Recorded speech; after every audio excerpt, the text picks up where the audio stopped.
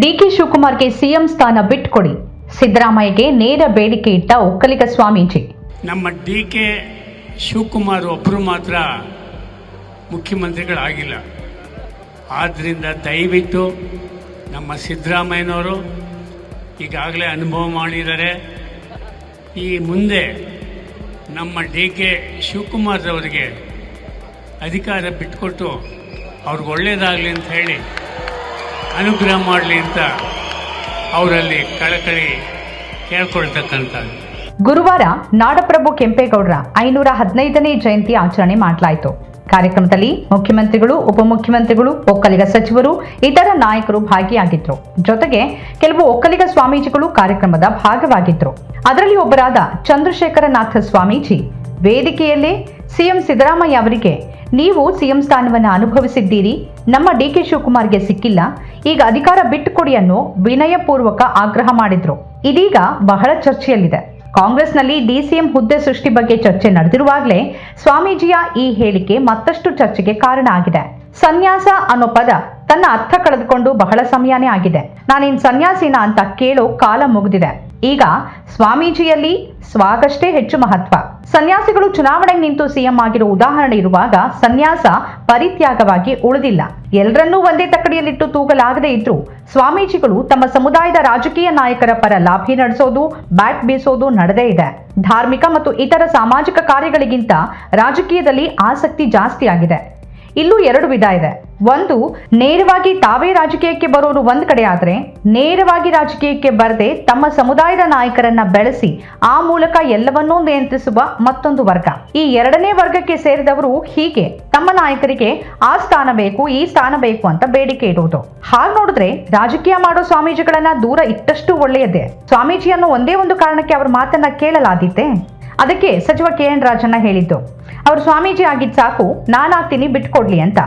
ಯಡಿಯೂರಪ್ಪ ಅವರಿಂದ ಹೆಚ್ಚು ಪ್ರಚಲಿತಕ್ಕೆ ಬಂದ ಈ ಮಠಮಾನ್ಯ ರಾಜಕಾರಣ ಈಗ ಇನ್ನೊಂದು ಸಮುದಾಯಕ್ಕೂ ವ್ಯಾಪಿಸಿದೆ.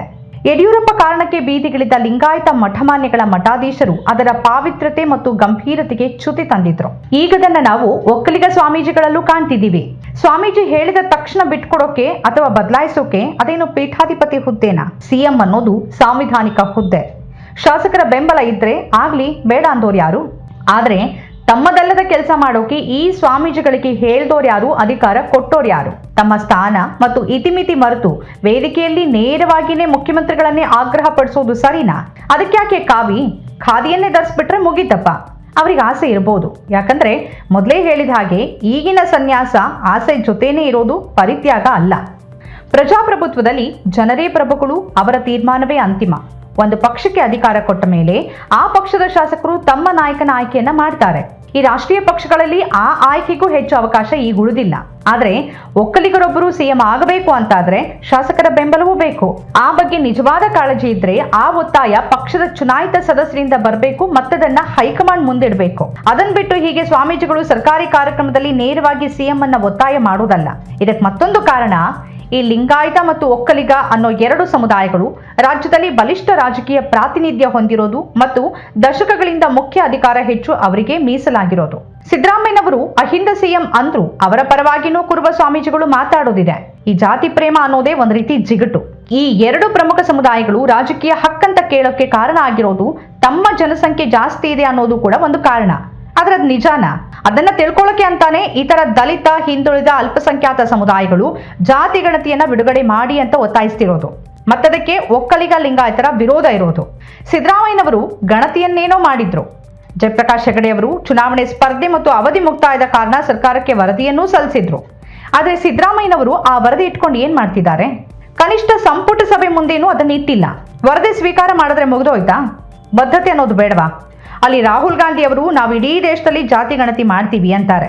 ಇಲ್ಲಿ ರಾಜ್ಯದಲ್ಲಿ ಅವರದ್ದೇ ಸರ್ಕಾರ ಪೂರ್ಣ ಬಹುಮತದೊಂದಿಗೆ ಅಧಿಕಾರದಲ್ಲಿದ್ರೂ ಆಗಿರೋ ಗಣತಿಯನ್ನ ಬಿಡುಗಡೆ ಮಾಡೋಕೆ ಧೈರ್ಯ ಇಲ್ಲ.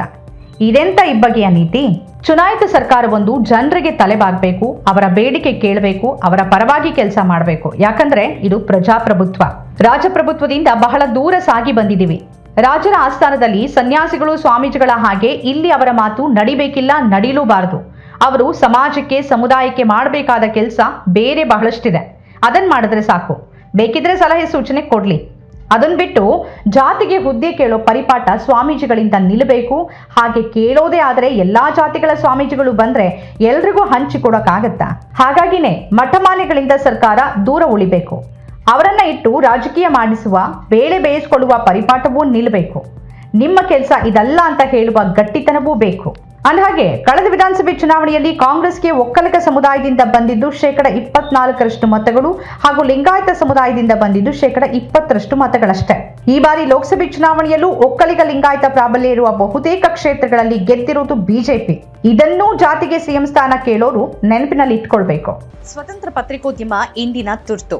ಅದನ್ನ ವಾರ್ತಾ ಭಾರತಿ ಮಾಡ್ತಾ ಇದೆ. ನಮ್ಮ ಚಾನೆಲ್ ಅನ್ನ ಸಬ್ಸ್ಕ್ರೈಬ್ ಮಾಡೋದ್ರ ಜೊತೆಗೆ ಬೆಲ್ ಐಕಾನ್ ಒತ್ತಿ ನಮ್ಮನ್ನ ಬೆಂಬಲಿಸಿ. ಹಾಗೆ ನಮ್ಮ ಕಾರ್ಯಕ್ರಮಗಳನ್ನ ಲೈಕ್ ಮಾಡಿ, ಕಮೆಂಟ್ ಮಾಡಿ, ಅದನ್ನ ಬೇರೆಯವರಿಗೂ ಕೂಡ ಶೇರ್ ಮಾಡಿ. ಹೀಗೆ ನೀವು ಮಾಡಿದಾಗ ನಮ್ಮ ಚಾನೆಲ್ ಮತ್ತಷ್ಟು ಜನರಿಗೆ ತಲುಪತ್ತೆ. ಆ ಮೂಲಕ ನಮಗೆ ಸಹಕಾರ ಆಗುತ್ತೆ. ಇದು ನೀವು ಯಾವುದೇ ಖರ್ಚಿಲ್ಲದೆ ಮಾಡಬಹುದಾದ ಸಹಕಾರ. ಧನ್ಯವಾದ.